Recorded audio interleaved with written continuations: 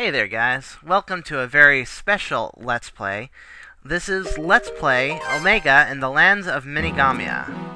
Now, as you can probably tell, this is an RPG Maker game, and it's actually kind of special. I wouldn't normally do RPGs at all, but this is a game that I myself made, I guess about 3 years ago.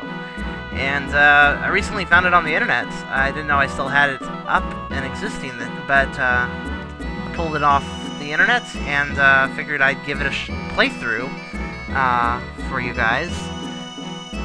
This game is completely not complete. It's just a demo. I have 2 levels complete plus a 3rd level that was in production.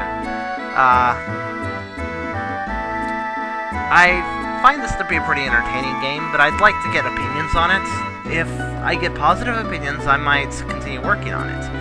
It may have been an abandoned project, but I still have the files I need to work on it, so yeah, if you guys like it, let me know, and I might continue work on it. So we are Omega the Thunder Dragon, with a picture of a blue dragon for no reason other than I was lazy and couldn't make a yellow dragon picture. But that's okay, because this game is still very cool, I think. So we're gonna go to Sneaky Woods. Sneaky Woods. Where you gotta be sneaky. Yes.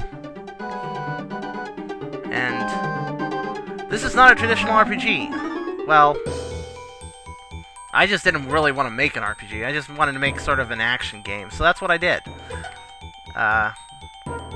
Starting with a simple dodge the soldier puzzle. I don't attest to be making anything really all that amazing in this game. My RPG Maker knowledge is...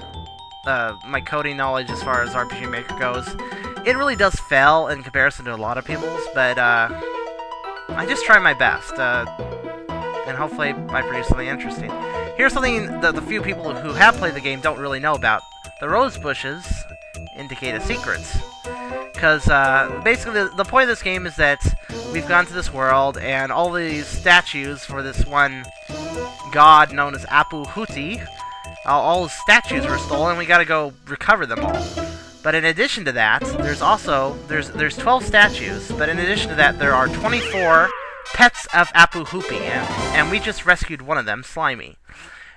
There's 2 pets in each level, and there's 12 levels. The statues are required to complete the game. The pets are not required to complete the game, but I planned on having them as a special little bonus, basically, you know, a collectible that you would need to get the true ending, so to speak. So yeah, let's continue sneaking through the woods. And get caught by a really easily avoided guard. Just a note, a cautionary note here, I suck at my own games, so, don't expect, like, just because I programmed this that I know exactly what I'm doing, because it's not always true.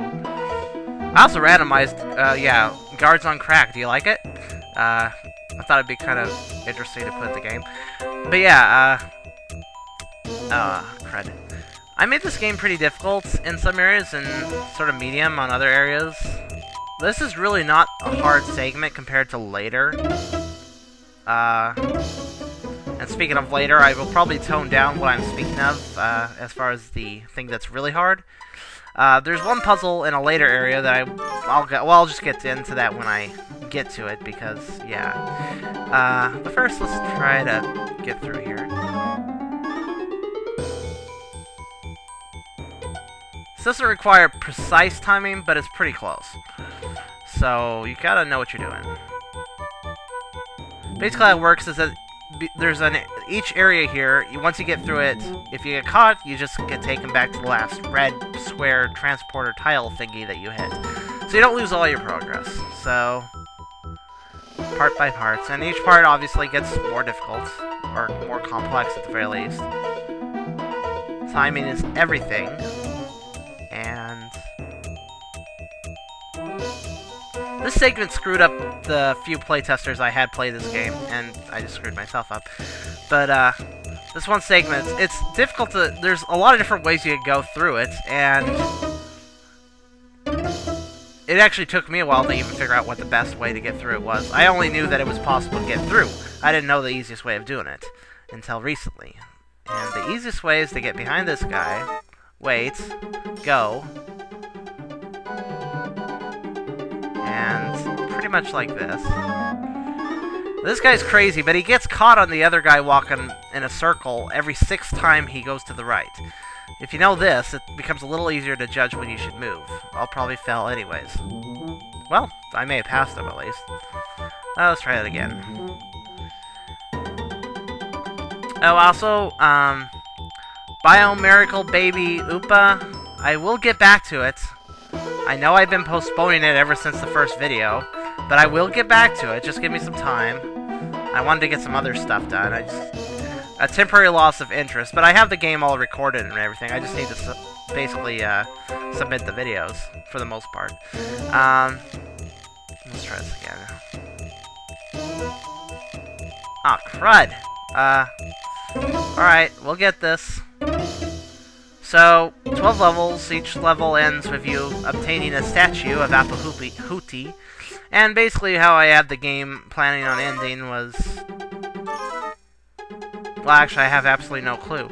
I kind of make these games as I go, so I didn't really actually have the end part of this game planned, so I can't even spoil it if I wanted to. But yeah, 2 complete levels, each with 1 statue and 2 pets of Hooty. Why is that hard to say? Oh well. And a 3rd level in production before I quit the project for 3 years.